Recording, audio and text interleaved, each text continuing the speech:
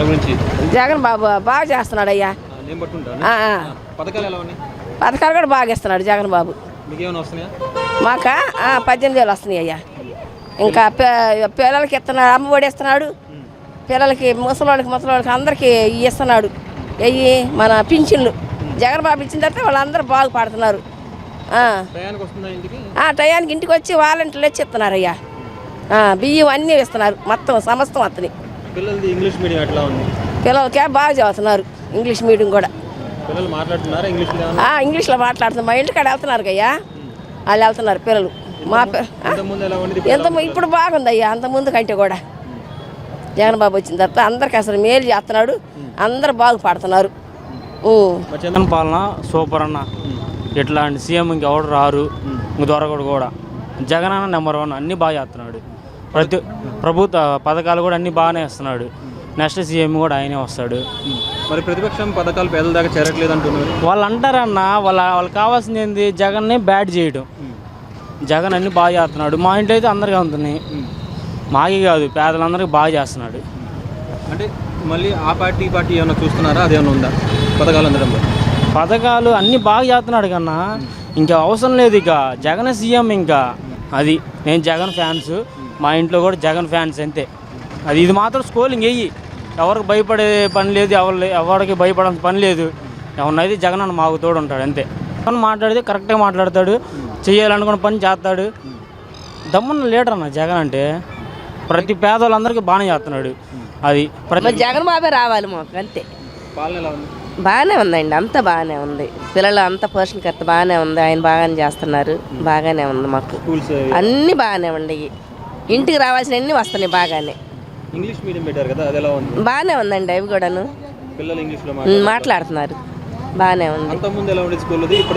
ఇప్పుడే బాగుందండి, జగన్ బాబు వచ్చి నాకే బాగుంది. బాగానే ఉంది, అంతా బాగానే ఉంది. చంద్రబాబు జగన్ పాలన ఎలా ఉంది, ఎలా అనిపిస్తుంది? జగన్ పాలన నెంబర్ 1గా ఉందండి.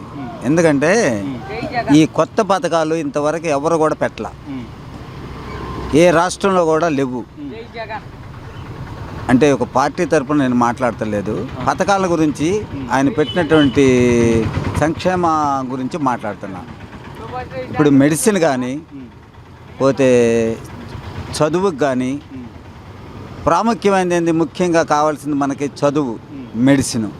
ఈ రెండు కూడా అంతకుముందు ఉన్న గత ముఖ్యమంత్రులు కాంగ్రెస్ పాలనలో కావచ్చు, లేకపోతే మన స్వతంత్రం వచ్చినప్పటి నుండి కూడా కావచ్చు, కానీ ఏమీ జరగల. జగన్ గారు వచ్చిన తర్వాత ఈ చాలా ముఖ్యమైన అంశాలు పెట్టాడు.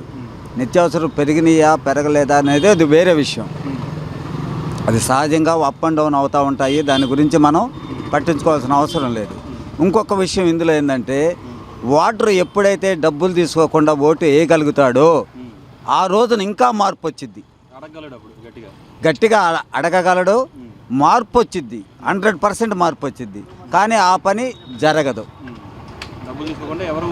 ఎవరు ఓటేయరు. కనుక మనం నిత్యావసర వస్తువులు పెరిగినా ఇంకోటి పెరిగినా మనం ముందు మనీ తీసుకుని పరిపాలన నడుపుతున్నాం కనుక మనం దాన్ని గురించి విమర్శన చేయకూడదు. పథకాలు పేదల దగ్గర చేరట్లేదు ప్రతిపక్ష ఆరోపణ ఉంది. ప్రతిపక్షాలు ఎప్పుడు కూడా ఏదో ఒక ఆరోపణలు చేస్తూ ఉంటాయి. ఇప్పుడు జగన్ గారు ప్రతిపక్షంలో ఉన్న ఆరోపణ చేస్తాడు, చంద్రబాబు నాయుడు గారు ఆరోపణలు ఉన్న మంచి చేసినా ఆరోపణలు చేస్తారు. కానీ ఇది ప్రజలు గ్రహించాలి, అంతేగాని ప్రతిపక్షాలు ఏయో గగ్గోలు పెట్టినాయని ఏయో అరిచినాయని భయపడాల్సిన అవసరం ప్రభుత్వానికి లేదు. ప్రజలు తిరుగుబాటు చేస్తే అప్పుడు ప్రభుత్వం భయపడాలి. ప్రతిపక్షాలు 1,00,000 ప్రతిపక్షాలు వచ్చినా, ఇప్పుడు జగన్ గారు ప్రతిపక్షమైనా, చంద్రబాబు నాయుడు గారు ప్రతిపక్షమైనా, ఇప్పుడు మనం ఇంకొక ఆయన కొత్త ఆయన సినిమా యాక్టర్ గారు పవన్ కళ్యాణ్ గారు ఆయన ప్రతిపక్షమైనా, ఆయన గగ్గోలు పెట్టినా మనం భయపడాల్సిన, ప్రభుత్వం భయపడాల్సిన పని లేదు. అంటే పథకాలు ఎక్కువ పెట్టేశారు, జనాలను సోమరులు చేస్తున్నారంటే ప్రతిపక్షం అంటుంది, దానికి ఏమంటారు? పథకాలు ఎక్కువ పెట్టాడా తక్కువ పెట్టాడా అనేది కాదు, జనాన్ని సోమరబోతులు చేయటం కాదు. ఇది కొత్తగా వచ్చింది రాష్ట్రం. ఇది దాదాపు మన స్వతంత్రం వచ్చిన తర్వాత కనుక విడిపోయినట్టయితే, జయాంధ్ర మూమెంట్లో కనుక విడిపోయినట్టయితే, ఇందిరాగాంధీ గారు దీన్ని విడగొట్టినట్టయితే జయాంధ్ర మనకు వచ్చేది. అప్పుడు మనం కట్టుకోవడానికి ఇల్లు పునాది పడేది. ఇప్పుడు మనం అన్నీ వెతుక్కోవాల్సి వస్తుంది, మనకేమీ లేదు, పునాది లేదు. పునాది లేనప్పుడు ఇల్లు ఎక్కడ కడతాం? ఇప్పుడు దాన్ని మొత్తం వెతుక్కోవాలంటే చాలా కష్టమైన సమస్య. ఏ ముఖ్యమంత్రికైనా కానీ పనిగా ఉంది, కష్టపడుతున్నాడు, కష్టజీవి. వైద్యం కానీ చదువు కానీ ఇంగ్లీష్ మీడియం పెట్టాడు. ఇంగ్లీష్ మీడియం పెట్టాడంటే సామాన్యమైన విషయం. అది సామాన్య ప్రజలకు అందిద్దా? సామాన్య ప్రజలకి మా టైంలో ఇంగ్లీష్ మీడియం లేదు, లేకపోతే నేను ఎంత చదువుకునేవాడినా. మరి అంత ముందు అసలు ఆలోచన కూడా చేయలేదు కదా, అసలు లేదు. ఇప్పుడు ఇంగ్లీష్ ప్రపంచయాడిగా ఇంగ్లీష్ ఉంటే ఎక్కడైనా బ్రతకొచ్చు, ఎక్కడికైనా వెళ్ళొచ్చు, ఏ కంపెనీలో అయినా పనిచేయచ్చు, లేకపోతే ఏ ఒక్క చోటైనా కానీ జీవనోపాధి కలిగిద్ది. తెలుగే, తెలుగు కాదంటలా. తెలుగు మన తల్లి, మన భాష. దానికి తోడు జోడు, దానికి జోడు ఏది? ఇంగ్లీషు. నీ హిందీ లేదు, లేకపోతే ఇంకో భాష ఏది లేదు. ప్రపంచం మొత్తం కూడా ఇంగ్లీష్ వస్తే తిరిగి రావచ్చు, బ్రతికి రావచ్చు, బ్రతకొచ్చు. వరల్డ్ అడవిలో కూడా బ్రతకొచ్చు. అడవిలో ఉన్న కోయళ్ళకు కూడా ఇంగ్లీష్ వచ్చు ఈ రోజుల్లో. ఇప్పుడు నాడు నేడు ప్రోగ్రామ్ పెట్టి స్కూల్స్ డెవలప్ చేసామంటున్నారు. డెవలప్ చేశారా, లేకపోతే దాంట్లో ఉన్న అవకతవకలు ఉన్నాయా?